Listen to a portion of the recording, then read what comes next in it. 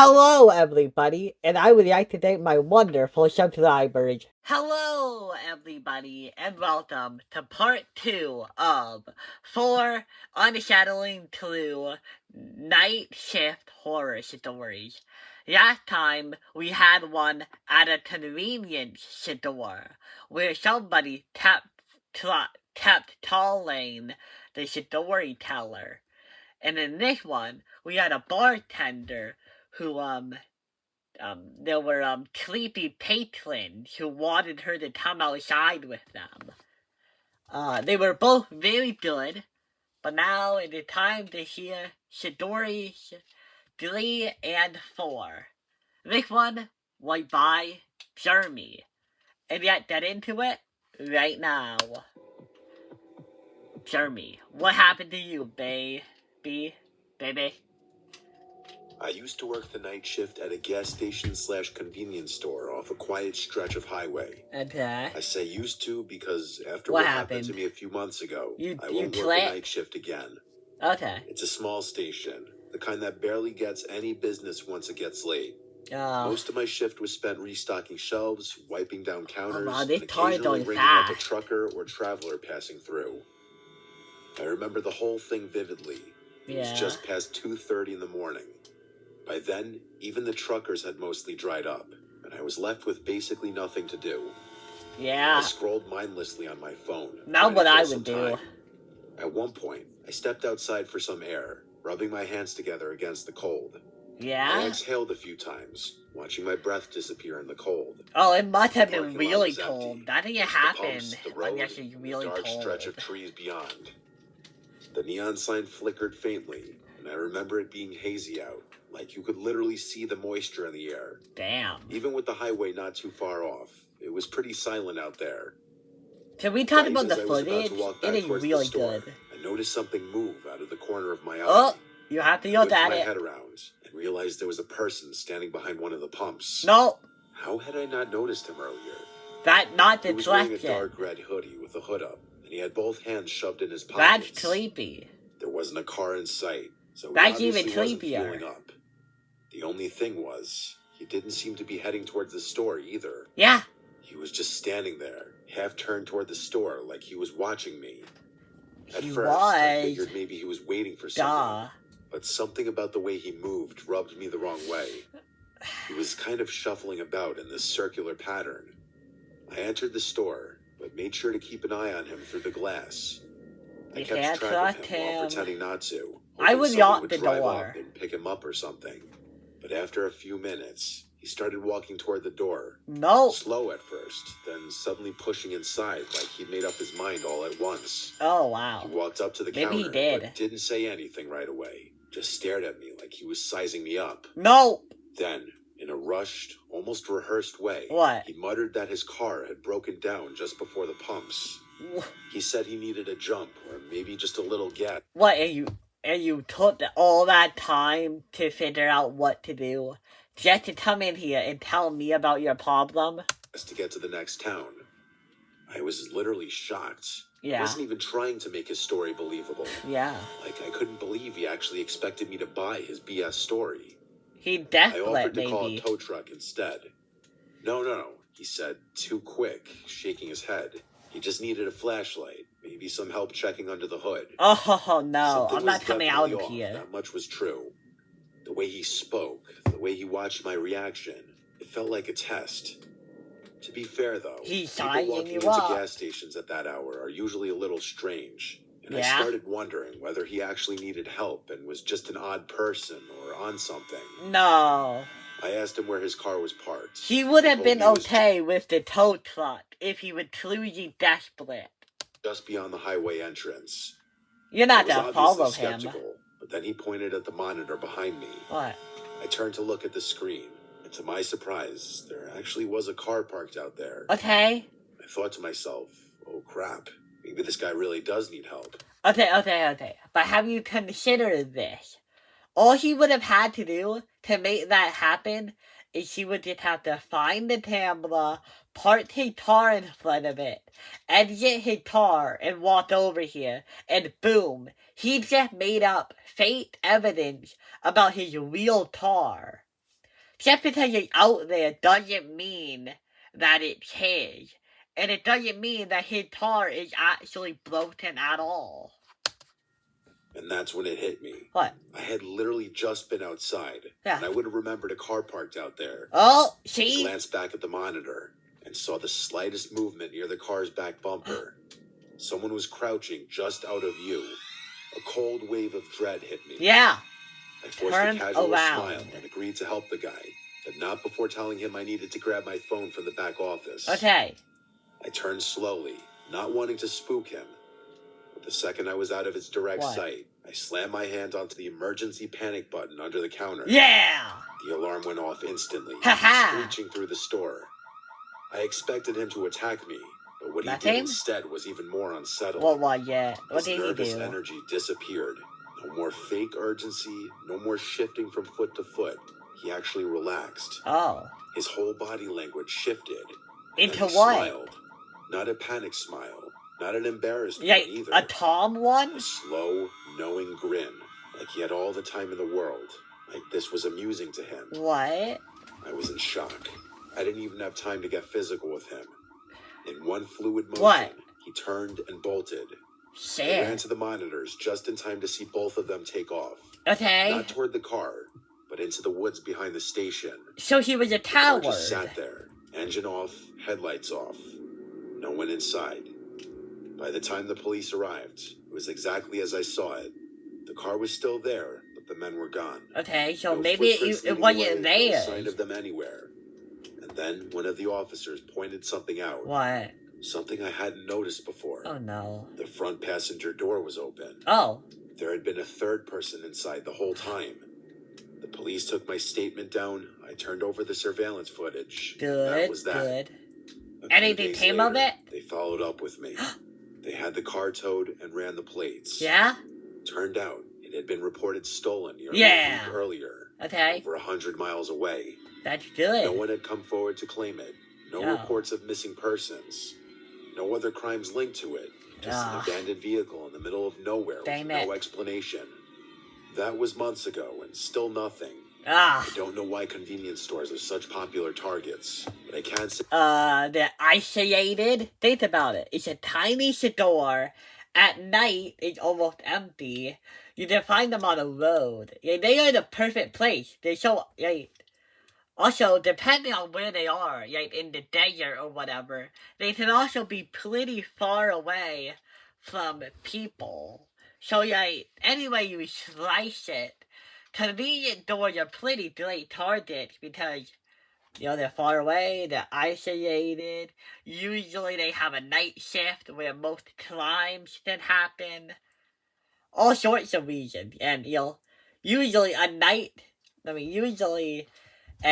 convenience store doesn't need much to keep it running, so usually there's only one person in the building at the time. And that one person is a really good target, because they're probably just a teenager who wanted a job. So convenience stores are amazing targets. For sure that I will never work another night shift again. Yeah, I can imagine that, buddy. Story 4 in Vitality.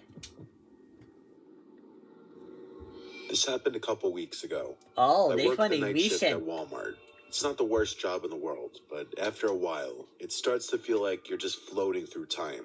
The nights blend together. You are. Same shelves, same routine, same dull hum of the overhead lights. Welcome to the grind. Something better comes along. I usually hang out in and stock the electronics section, which is nice because it's quieter than the other areas. Okay. People don't exactly come rushing in at 2 a.m. to buy phone chargers and Bluetooth speakers. Really? I didn't know that. Most of the customers are either night owls killing time or truckers grabbing last-minute supplies before heading back on the road. Oh, yeah? That's why I noticed him. Okay, who was he? I didn't think much of it. Just another guy wandering the aisles, probably waiting for someone. But after a few minutes, I realized he wasn't shopping. He was just walking around. He just kept appearing. Every time I glanced up, he was lingering nearby, hovering in the next aisle over, or standing a little too still by the clearance. You want to ask him for help? He wasn't looking at anything. He was just standing there. Okay, you want to ask him for help? You want to ask him if he needs help? Watching me. I told myself I was overthinking it. Yeah. The store is big, and maybe he was just taking his time. But maybe. The way he moved, always just close enough for me to notice, never actually picking anything up, it set something deep in my gut on edge. I was waiting for him to just get on with it and ask for my number, but he never approached me. Really? Is that what you think it was like he wanted me to see him, which didn't make any sense to me.